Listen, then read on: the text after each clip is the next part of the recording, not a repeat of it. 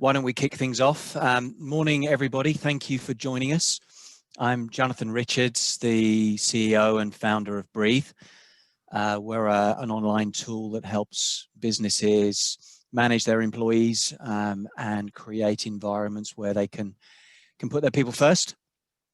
So today we're talking about flexible working, particularly from an SME point of view, and also in relation to COVID and how that's changed the working world, or is in the process of changing the working world. Excuse me. So yeah, it's no surprise to everybody that's attending in the times of lockdown. We as small business people, small business owners, have had to dramatically change the way we're working, and that's had a huge effect on the people that are working for us. Obviously, with so many people working from home or working from a very changed office environment, and that's brought challenges. We've had to be, and our people have had to be, a lot more agile, a lot more flexible. And what we're looking at here in this webinar is focusing on some fascinating research that's been done by working families. They've just launched a piece of research that's come from across the UK, looking at how companies have changed, how they've had to change, and how they see that change affecting them in the future. It's been a great piece of research, specifically looking at small businesses, talking to small business owners. You know, I think research dedicated to small businesses is such a valuable thing, because you know, we all know that small businesses are the powerhouse of the UK, and it's it's maybe about time that we got some recognition for that. So that's sort of where we're at today. A couple of bits of housekeeping. I would encourage you to use the chat function within Zoom. If you're not familiar with that, it's a button at the bottom of your screen. By all means, chat with each other, say hello. But the bit that I really focus you on, there's a Q&A button. If you want to ask us a question, and please chip in and ask questions as we go along, use the Q&A button, and I'll be looking at what's coming up throughout, and we can either raise a question along the way as it's relevant, or we can save them to the end if that works out better. So look, that's enough from me. Maybe we could just go around and do some introductions. Julia, why don't we kick off with you? Good morning, I'm Julia Waltham, and I am the Head of Policy and Influencing at Working Families. So I lead on our research into what employers are doing in the flexible and family-friendly working space. I also look at what policy interventions parents need to support their work-life balance, so drawing in the views of parents through the free legal advice service that we provide. It's really, really lovely to be here. I'm looking forward to a really interesting discussion. Awesome, thanks Julia. And then Kate, welcome. Hi, thanks Jonathan. I'm the HR and Sustainability Manager for Warmworks. You may not be familiar with us, but we are an organisation that was set up to deliver the Scottish Government's Energy Efficiency and Fuel Poverty Programme, Warmer Homes Scotland. We were set up about 5 years ago, predominantly to run that contract, but we now manage a number of contracts around energy efficiency and helping people to improve the warmth of their homes.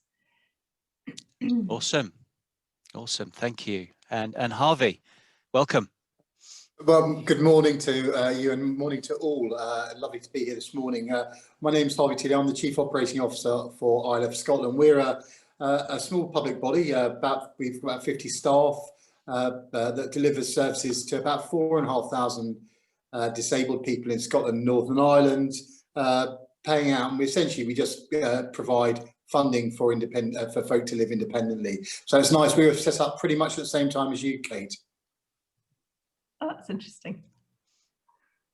Good news. Okay, so That's brilliant. I think at this moment in time we have a slight bias towards north of the border. So I'm not sure where you are, Julia, but the other three of us are in Scotland at the moment. So Sorry. Say again. Sorry. Ah, okay, good, very good. Okay, look, let's jump into the research, Julia. And can you give us a little bit of a background on the survey and what were you looking for? What information were you looking to find? So obviously since the onset of COVID-19, the current pandemic and in particular the closure of schools and childcare settings, there has been a huge impact on parents' ability to keep their kind of working life show on the road.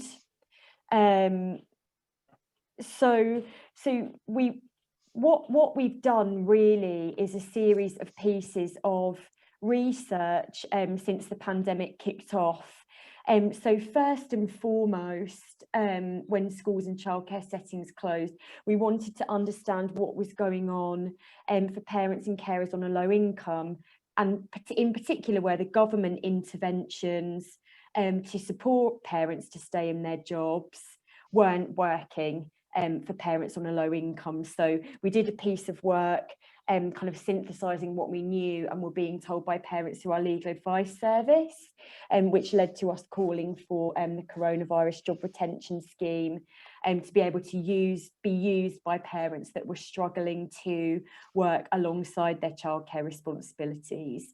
And then we did a piece of research speaking to parents more broadly to understand the different ways they were working, how they felt about the different ways that they were working, and what their hopes were for the future for their working lives. As you can imagine, parents, kind of what really stood out from that was that parents were, lots of parents were enjoying the autonomy they had, and some parents felt that the kind of shift to remote working had left them feeling like they were on more of a level playing field with other people at work, because everyone was on Zoom, everyone was dialing into a meeting via Teams, but parents weren't really feeling the benefit of flexible working, as I'm sure any parent that has had to work from home with children there will kind of testify to. And then the final piece of the jigsaw, really, which is our newest piece of work we've done with employers, so a mix of sizes, really. What we wanted to do was understand whether or not the pandemic had kind of sped up or stalled or even reversed their kind of flexible and family-friendly working journeys. And we really wanted to understand, in particular, what their future plans were, and really to kind of capture any best practice that we could then go on to share with other employers, our members and otherwise. So that was really what was behind it, which is to build a really complete picture of where employers and parents are. Brilliant. Good stuff. And yeah, so many interesting questions there that kind of come out from that. But were there overriding trends that you saw in the research? What really stood out for you? Yeah, definitely. So from our responses, obviously, a lot of the employers we work with are generally quite on the front foot around flexible and family-friendly working. So they were really well positioned to be able to make really quick shifts to remote working into the way they work. So as you can imagine, a lot more employers said that they had staff that were working remotely during lockdown as opposed to prior to lockdown. So that was kind of, we sort of knew that would perhaps be the trend. But then what was really interesting from my perspective and from a parent perspective, I think, is that a lot of employers said that they were really struggling with supporting staff around their well-being. And I think that kind of links back to what I was saying about the challenge of juggling working and homeschooling. So a lot of employers, and I know this from responses to the employer survey, but also to what parents said to us, really tried to take a do your best approach with staff. You know, just do your best. Understand, you know, that things are really difficult, and that's really good. And that, as a parent, that's really what I would want to hear and how I would want to be supported by my employer. But then the kind of flip side of that is that there were still expectations from the employer about outputs.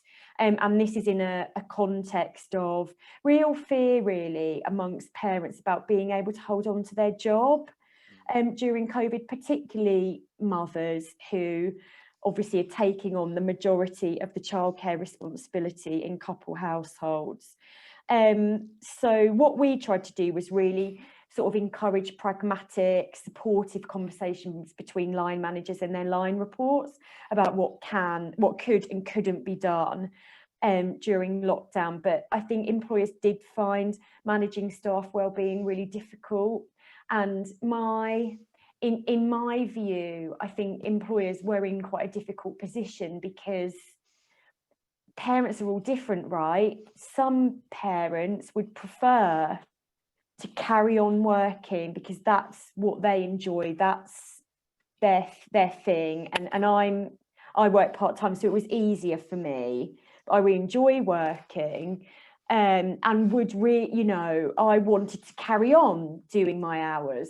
But other parents, you know, I remember we were contacted by one woman during lockdown saying that she was on the floor with a laptop she'd been given by her employer. She had to answer every single call that came through, and she had a baby and a toddler running around her. She was a single parent living in a one-bedroom flat. So that was really difficult. So parents are all different, and so what we were really doing was trying to encourage employers not to take a one size fits all approach, but also not to assume that parents couldn't work, because all parents are different. And then the last thing that really stood out in terms of a trend I thought was really interesting was that employers really felt that their understanding of working parents has skyrocketed during COVID. A lot of them are employers, you know, they develop bespoke initiatives to support working parents. They kind of really recognised the pressures that they were under. And they felt that within their organisation there'd been a real shift that had actually engendered a change in mindset within the company. Obviously, there's a lot of HR professionals here, I guess, and they're always considered very progressive, but that might not necessarily extend to other members of staff, and they felt that had become quite kind of embedded. Nice. Okay. Yeah, absolutely. And I totally resonate with everyone's different and you have to treat everybody in sort of a different and unique way, which in many respects we as small business owners have got the ability to do, because we're not dealing with thousands or tens of thousands of people. But equally, I guess the flip side of that is we probably don't have the resources to enable us to do that really well. And certainly one of the things that I've found is to achieve flexibility, you've got to also give or have forgiveness on all sides. For we're not always going to get this right, you know, as a working parent, you're not going to get it right, but as an employer, you know, you're not going to get it right. And now a lot of my peers, a lot of the people that I talk to who run small businesses, they're working parents as well. So they've got all the same stresses and strains. So that's fascinating. You're right. I think there are really, really unique challenges from an SME perspective throughout this crisis.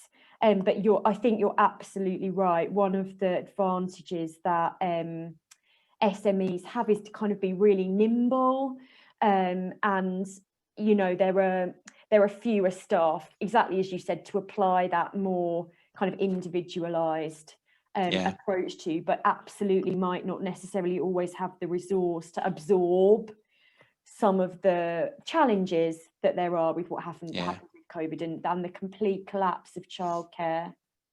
Just we've had a really interesting question come in. I think it's from Anita, about how do you make it sustainable for parents, and the fascinating bit that she's tagged on to the end of the question, without breeding resentment. No, I'm sort of wondering there whether it's the inference is, if you give some people special treatment because they're parents, how do you stop resentment from across the organization? Yeah, so I wanted to talk actually about equitable workplaces and how they can be achieved through flexible working. And you're absolutely right. I think the challenge for policy practitioners like me is to formulate policy interventions that are supportive of working parents, but do not make them unemployable. And I think in terms of one of the real drivers that we see in terms of creating a level playing field for working parents is flexible working. So what we have observed through the right to request flexible working is that it hasn't, it's brilliant and it's helped some people get the flexibility they need, but it hasn't engendered a kind of organisation-wide and strategic approach to designing jobs flexibly from the outset amongst employers. It's led to a kind of retrofitting of flexibility to the person. And I appreciate that amongst other employees,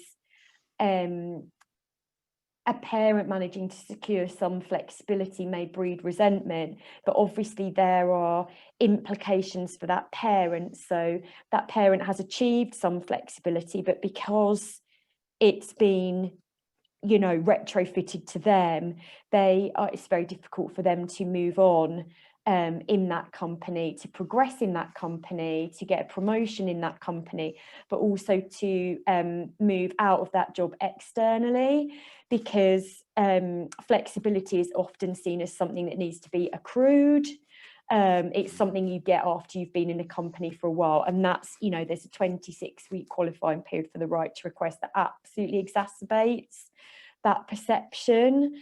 So in terms of parents sort of being treated the same as everyone else, I mean, I just think that everyone's got stuff going on outside of work, right? You don't have to be a parent.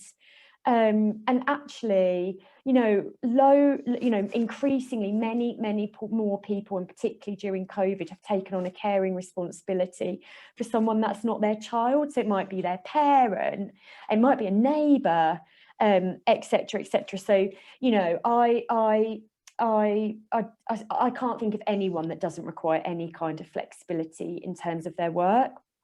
So that's a very kind of long-winded way of saying we really want jobs to be designed flexibly from the outset and offered as flexibly at the point of hire, to get more people working part-time and flexibly, and crucially men, because it will be much more difficult for employers to treat parents differently if men are working part-time and flexibly as well. And ultimately, we just would like everyone to be able to access the kind of hours and flexibility that they need in terms of work, and for work to be organised in a way that's not presenting any kind of barrier or disadvantage. So yeah, I think the really short answer to your question is that getting everyone to work part-time and flexibly is the way that I would see there being harmony at work, I suppose. And isn't it a huge coincidence that every single job is 37 hours? You know, I just think that's crazy. So I know it's really difficult to say, you know, look at the way you design work as if it's really easy. And I know it's not necessarily that easy, particularly for SMEs that don't necessarily always have the time or resource to be able to do that. But that's really where we're pushing employers. Yeah, totally. And I feel very strongly that legislation is necessary, but legislation is not the answer. Now, I think the small business community has got to wake up to the fact that actually, you know, bluntly, it's a better way of running your business. It's more efficient, and everybody comes to work, or, you know, puts on their work face, and but doesn't put on their work face. Let's face it, they put on their real face, and you see the real person, and you get so much more enjoyment from the day.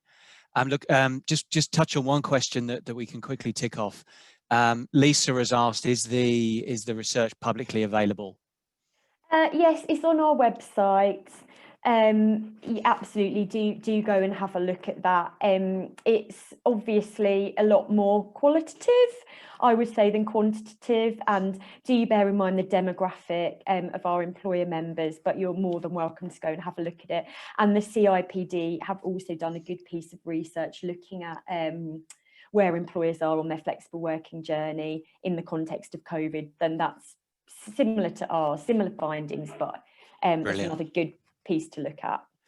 And then just digging a little bit deeper into the research, Julia, have there been any real practical things that have come out? You know, how have employers changed to handle COVID? Can you give us some good tips? Well, the thing that really kind of came out of the survey for me as being the most interesting bit, I'm not sure if this is I think this is more kind of messaging, really, but I think that it's amazing that despite the fact that many people had their children at home and were really grappling with really big challenges at home in terms of work, the overwhelming majority of employers felt that productivity had kind of at worst stayed the same and at best improved. So I think that's a really, really important message for employers. You know, I think, I always talk, my dad, he just thinks working at home is literally, he calls it shirking from home. You know, that really kind of, because he always went to an office, that's what he did. He always went every single day of his working life. You know, I think that it's just indicative of when trust and autonomy is kind of conferred on people, they will really take that and run with it. So I think that's a really important learning. But in terms of practicalities, I know you asked about that, Jonathan. There's lots of practical examples in the research briefing that we did, so please do have a look. Brilliant. Okay, good news. And we can point people to the research and everything, I'm sure. Awesome. Good news. Good news. Look, Kate and Harvey, you've been very patient, and I appreciate you sitting there. Love to jump into you guys and see how you found things. Now, what's your experience been like? Kate, can you sort of give us a little insight into how you've had to change things for you and your team? Yes, absolutely. Thank you, Jonathan. Thank you, Julia, for summing up the report. That was really interesting. I think the first thing for us is that because we already have a very flexible approach and a very positive management style, our managers tend to know their team members really well, which I think really helped. Particularly in this situation, because they were already aware of who might have particular difficulties. And you're absolutely right, Julia, that we can't make assumptions about just because somebody has young children that they're going to find that it difficult to work from home. And that's certainly what we've found, that the experience of our teams have varied a lot. We've had we already have both men and women on our staff who work flexibly in terms of childcare and for all sorts of reasons. We don't set a qualifying period on requests for flexible working. Anybody can make a request from day one. So we do have a number of people with formal arrangements in place already, and many who have informal arrangements in place. So for us, it was kind of easier to envisage people working in a different way, but absolutely nobody expected it to happen on this scale. Yeah. So, you know, in a matter for us of 2 days from well, half of our workforce are based remotely anyway, because they work in the field, and half are office based. You know, so our managers had already a lot of experience of managing people remotely, which was also helpful to us. But to go in a space of 2 days from all of the office based staff working from home was quite something. And I think we were all very proud as a management team of how well that happened and how quickly everybody adapted and got going at home. We were really well supported by our IT team and all the technology we had in place already, which was really fortunate. But in terms of people's experience individually, I think some people did find a huge challenge in caring for small children, particularly during lockdown and in the period up until when nurseries and schools opened up again.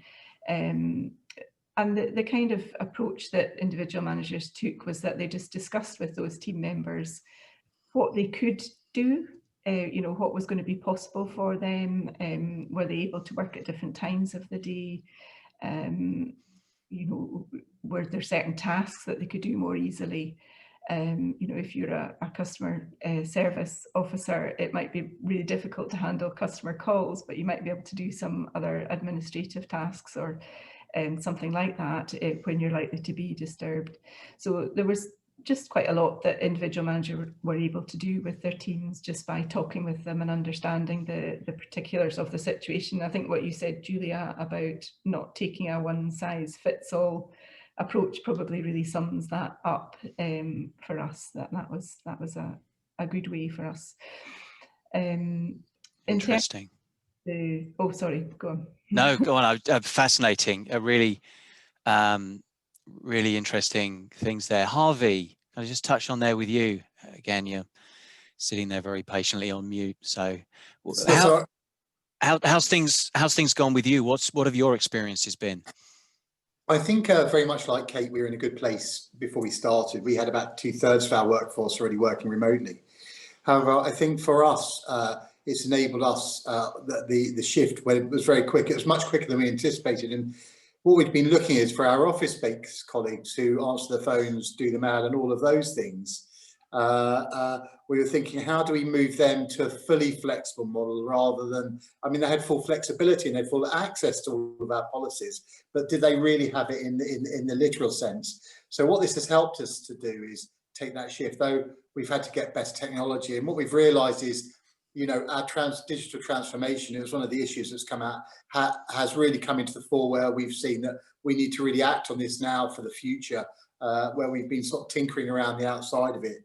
We talk about life-friendly working rather than family-friendly working. We talk about, because we have colleagues who've got caring responsibilities, who have disabled relatives, who have, you know, as Julia's mentioned.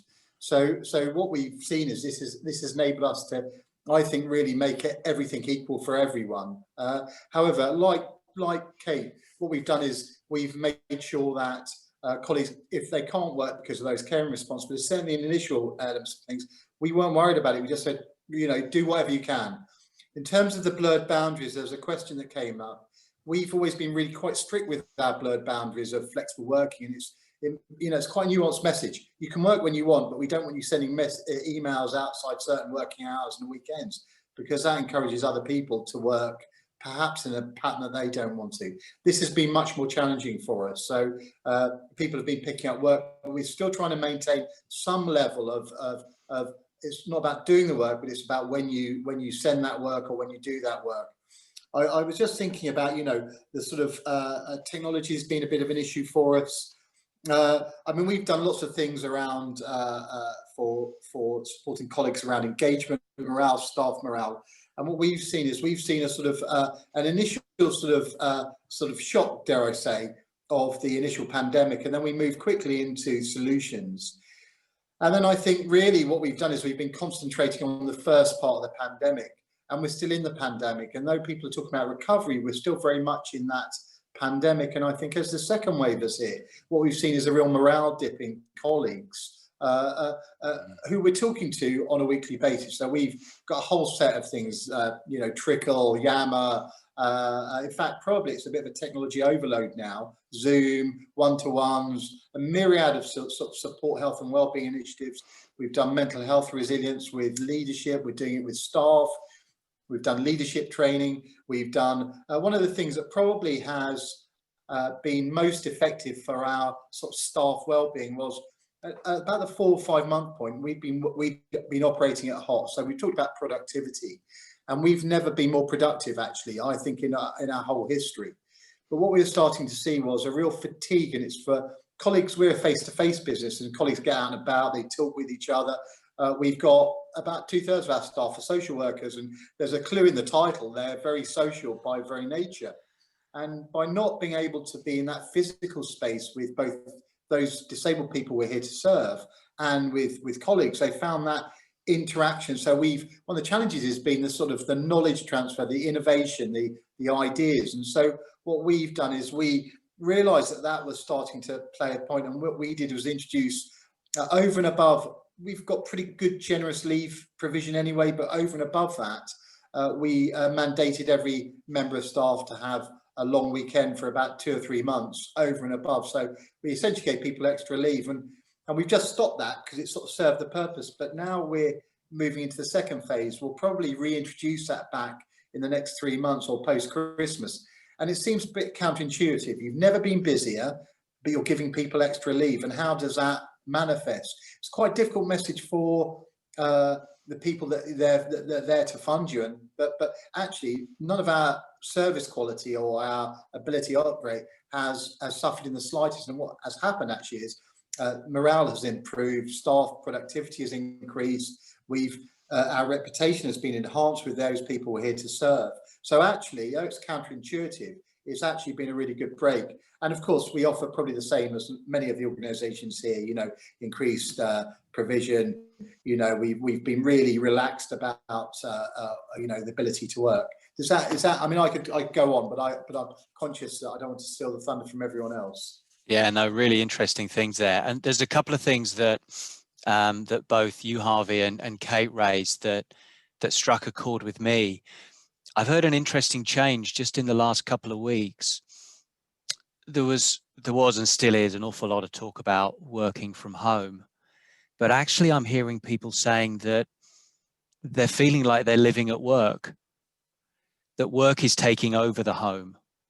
And I think the idea that work needs to give home some space is a really fascinating approach, and that that way people can take control of their homes again, and work can not play second fiddle to the home, but actually can blend with it. The other one that the big hobby horse of mine is the idea of work-life balance.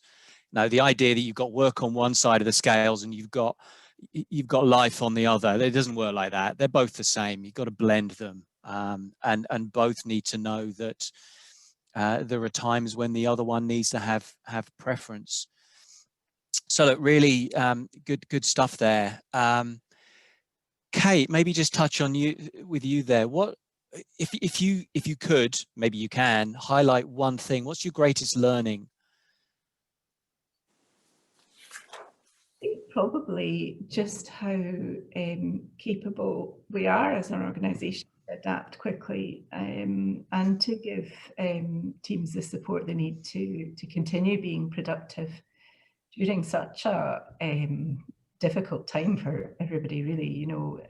To be able for everybody to remain so committed and so well engaged, and determined to do the best for our customers during this time. I think that's something that's really shone out for most of us in the business.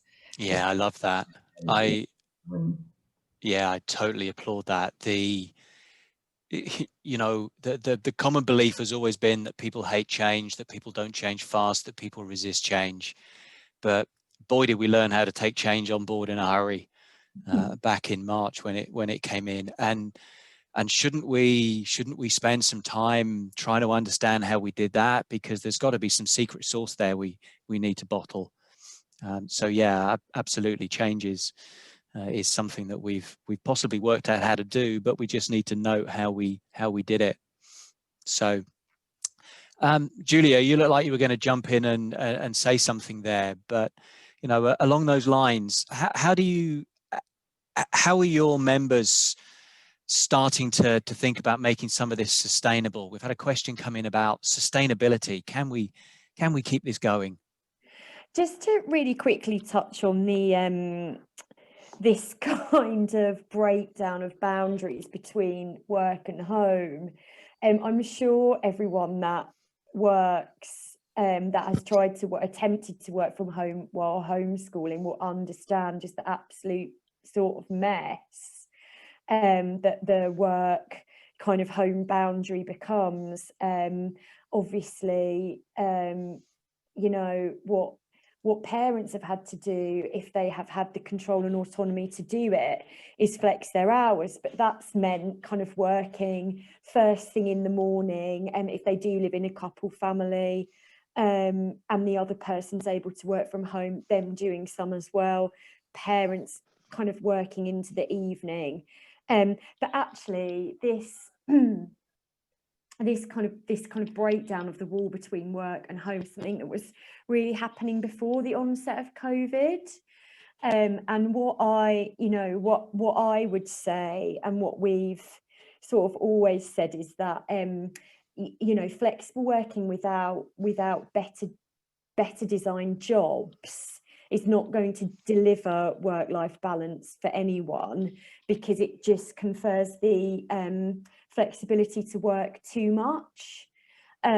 So, you know, this isn't something that's going to be fixed by the pandemic passing on. This is going to require a lot more kind of strategic thought about better job design, and basically jobs being done in the hours that have been allocated to them. And I go back to my example about, you know, how crazy it is that every single job seems to take 37 hours. That's just the biggest coincidence ever. So yeah, I just wanted to say, something about that. And in terms of sustainability, I think that, you know, most of the parents that we've spoken to, and you know, in our research, have said they don't want, on the whole, they don't want to work exclusively from home. And you know, what really employers, I think, are starting to talk about is a hybrid model where there is more autonomy to work from home, and employees might start doing more of a mixture. It's not kind of hugely clear what that's going to look like, but that's really what employers are looking at. And you know, and there was that whole kind of recently get back to the office kind of push, was certainly from the UK government. I know most of your panelists are in Scotland at the moment, but that was quite a lot of our employers was not, that essentially that they ignored a lot of that. They had their own plans and their own vision for how they wanted to manage their workforce going forward. So I think the kind of future of work will be based on a more hybrid model. What we're saying to government at the moment is that there's a danger that the legacy of this pandemic is just more home working for white collar professionals, essentially. You know, and that we'd really like the government to intervene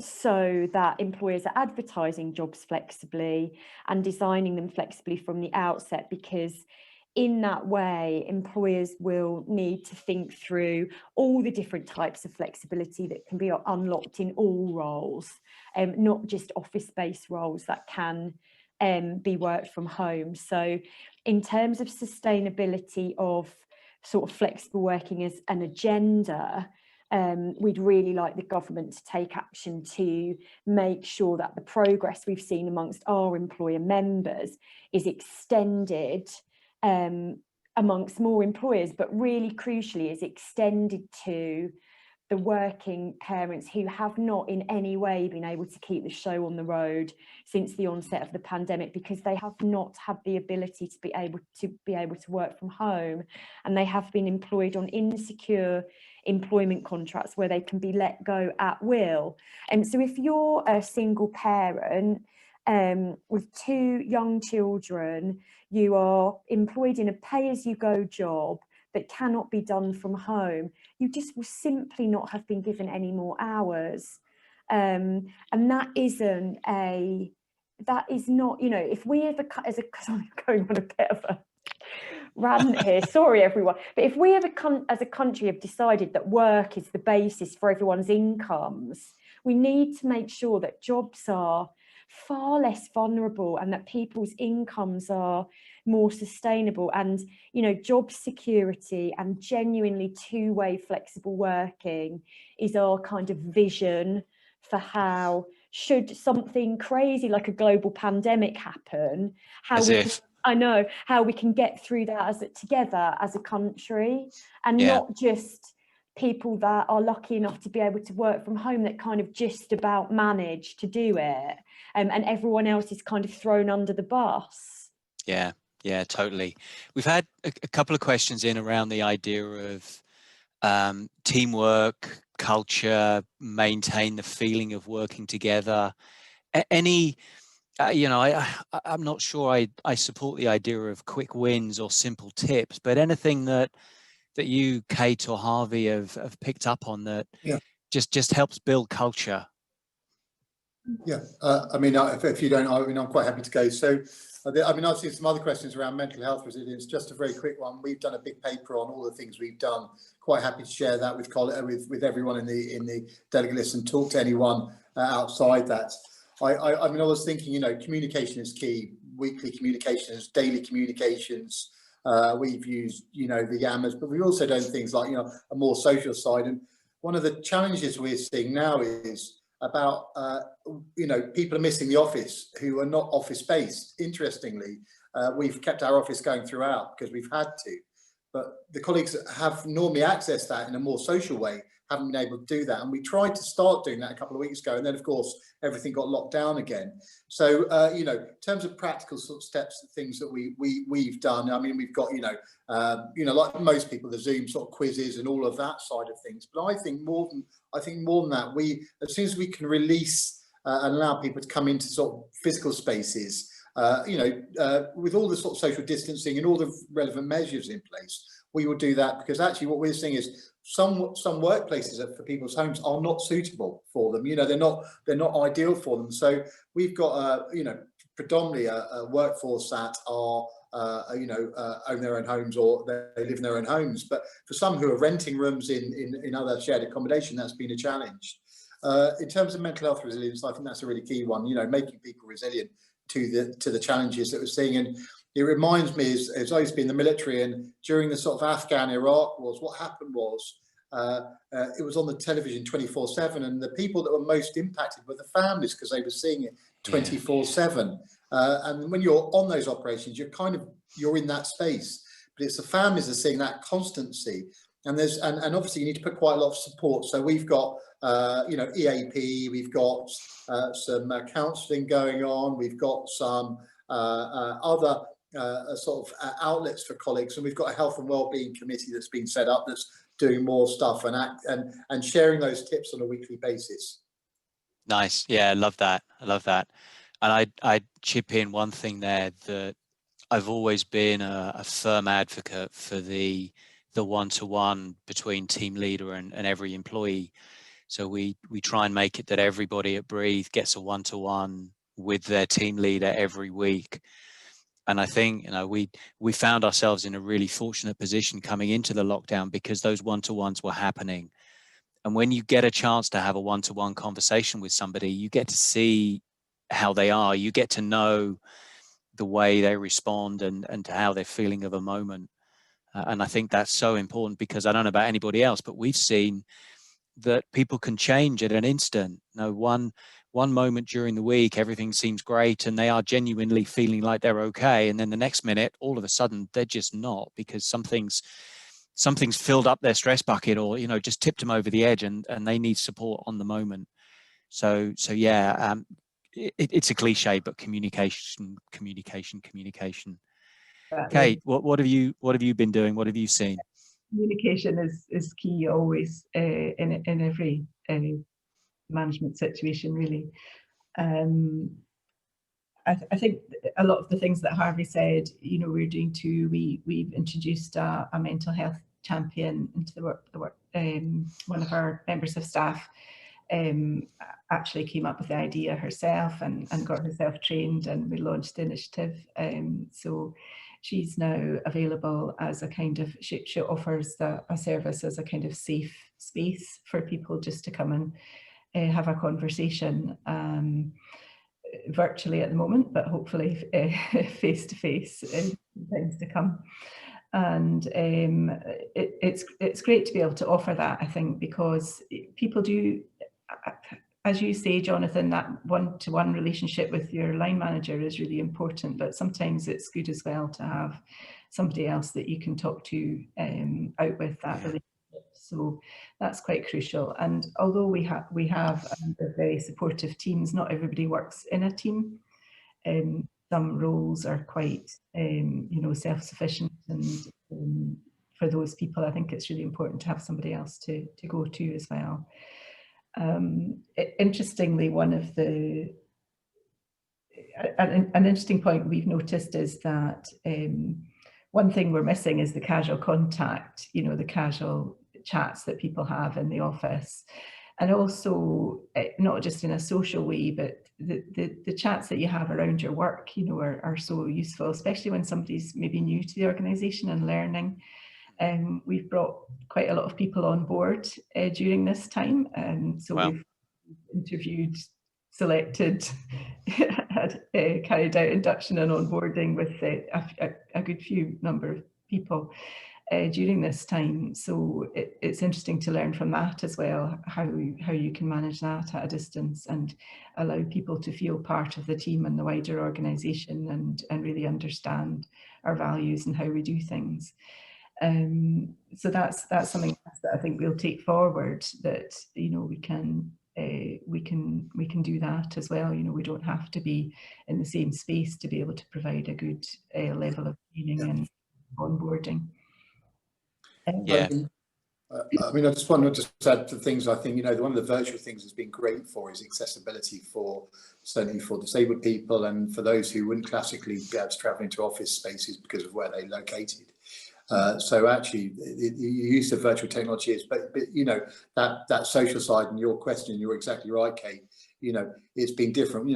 But I think you simply have to utilise Zoom and a variety of other things to include people on team meetings. Talk to them. So you're using virtual technology in a slightly different way, and I don't think it's any more complicated than that. I think alongside that, it's harder to sort of imbibe that sort of culture. Absolutely, but it may take a bit longer, and we'll see how this sort of transpires. But again, we're lucky in the sense that we can still bring people in, or have been able to, into our office space. We've been running a skeletons crew 3 days a week, so on those other 2 days you can bring colleagues in to at least start to have that onboarding. But if you haven't got that opportunity, then we've just had to use virtual technology like this. And actually, we've all got used to using webinars. I never did these ever before.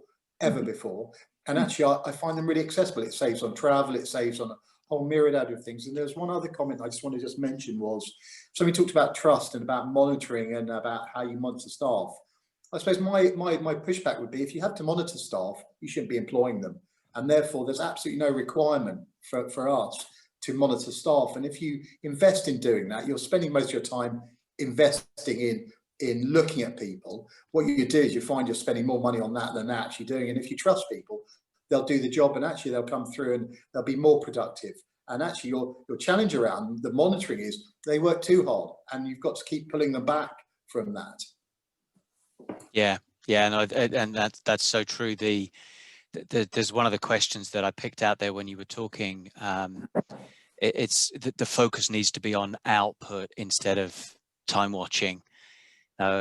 Julia mentioned it earlier on. If somebody needs to if you've got a family with kids and they need to split the working day so that somebody's always looking after the kids, so long as the job gets done, hey, when does it really matter when it's done? Yes, there are some jobs where you need people to cover phones at certain times, or and that's where the flexibility comes in. But totally start to think about an output approach rather than an input. I think is so important. Look, we're getting sort of close towards the end of the time. I want to dive in and see a little bit more through some of the questions. If any of you pick on a question, by all means, answer that. But definitely mental health is coming up quite a lot, and it sounds like you guys have all put really good and challenging practices in place for mental health and mental resilience. And I love the idea of having sort of the informal area of just the casual conversations, building those up. How I think, Kate, you mentioned about new staff joining. We've got a question in about how do you support those people when they're working remotely? So just a few moments on what you've seen works for new people joining. Yeah, I think it's important just to introduce them to as many people as possible, so that the onboarding plan has time set aside for virtual meetings with a number of colleagues across the business, just so that people can start to pick up on the culture, really. I think that is really important. Harvey mentioned that as well, that's quite a challenging thing to do when you're bringing people on board remotely. But I think it's all about the interactions with other people in the business. I think that's what really helps. So the more you can encourage somebody who's new to get involved, if you have regular team meetings, that's great. But if they're kind of out on their own a bit, then you need to encourage people to just get in touch with colleagues and ask them questions, or just have a chat. Just make it feel all right to get in touch just for a chat. Yeah. I think that's something that's really important. Yeah, definitely. I love the idea of a buddy approach, so that everybody who joins has a buddy who is tasked with making them feel welcome and answering the questions and sort of showing them around, if you like. There's a question that somebody came around disabled children and how do you support them. I think that's a really interesting question, because the classic support day services have been cut overnight, and that provides even more pressure for those working parents if you have to. And I think that there's a couple of suggestions. Firstly, working families have got a service that can support families with disabled children and can access information through that. Also, I would suggest that there are other organisations, and certainly I have some colleagues that absolutely have 3 disabled children whilst they're trying to work in busy lives. And again, I'm quite happy to connect those individuals to help them and just provide some mutual support, some suggestions, because I don't know the specific circumstances of the question. It's quite hard to place the answer. Yeah, totally. Can I just come in on that one as well? Thank you so much, Harvey, for that. I'm going to put a report we did in 2018 in the chat that specifically looks at the barriers parents of disabled children face in terms of getting into and progressing in work. And it does have some advice and suggestions for employers. And as Harvey said, we do particularly support working parents of disabled children through our legal advice service.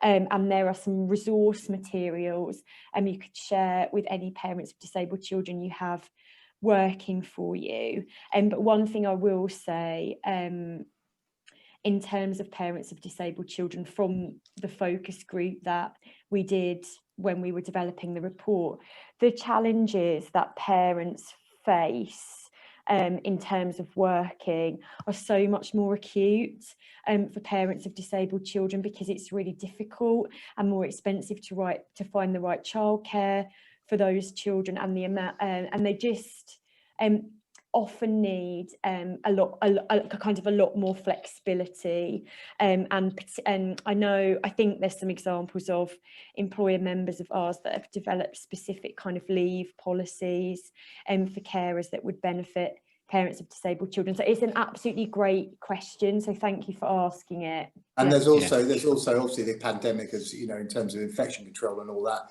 has exacerbated those with disabled family members, obviously, and has made them more, you know, so they've had to shield for longer and a variety of other things. Like I say, we're happy to chat with anyone. Brilliant, good. And sort of just in the last few minutes to try and wrap things up, lots of good ideas coming out there, lots of information that we're going to share with you. I know the guys at Working Families and at Breathe have got lots of information that we can share.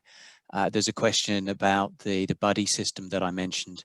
I believe we have a blog article on the Breathe blog about that, but if we don't, then I know the marketing guys from Breathe that are listening will want to jump in and write something about that. So could, yes, Lisa, question in there just popped in. Will we be sharing it all in an email afterwards? Yes, I'm sure we will. We'll share as much as we can, and we'll also share a video, a recording of the event. So just to wrap things up, maybe we can just do one trip round. Any sort of further piece that each of you want to share, and also how best to get hold of you or to contact with you and your organizations. So I'll start, no particular order, but maybe top left-hand corner of my screen, which is Harvey. Do you want to share something last? So we'll provide all of our details, provide the information we've really talked about through the things. Communicate, trust, and actually perseverance. We'll all get through this. And we're obviously, I think, being agile organisations, we're luckier than most, actually, rather than the big monolithic sort of big structures. We can adapt quickly, and that is what's needed at the moment. But lovely to be involved today. Yeah, great to have you, and thanks for contributing. Kate, over to you.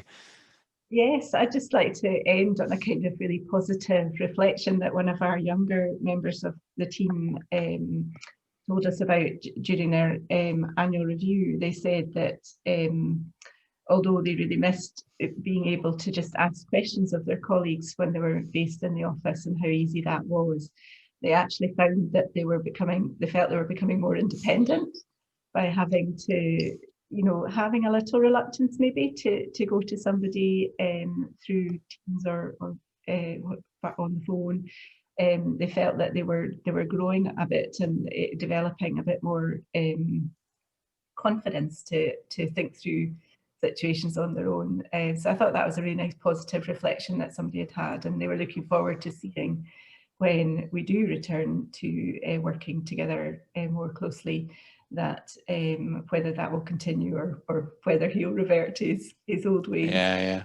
Nice. It was giving him a really nice feeling of extra confidence. So that was a nice thing I thought to share.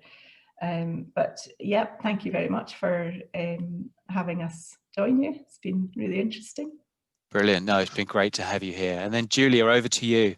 Just final one from me. There's an attendee asking about a kind of talking about a very male-dominated firm, a kind of male-dominated culture. I have worked for charities for all my life and been almost always managed by women.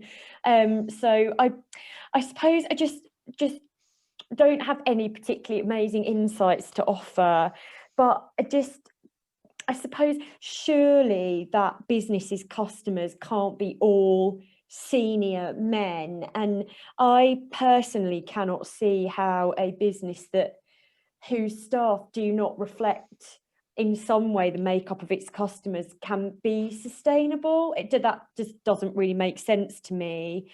So perhaps it's about talking about it from a sort of maybe a bottom line perspective, but also, you know, I know SMEs aren't required to report on their gender pay gap, but that's another perhaps another way of trying to persuade senior male leaders in an organisation of the importance of kind of getting to grips with supporting working parents, really. So I don't know if that's helpful, but that's my 2 pence worth, and thanks for having me. Oh, brilliant. Great to have you share the research, and just to reiterate, the research is available on the Working Families website, so go have a look, please go down and download that.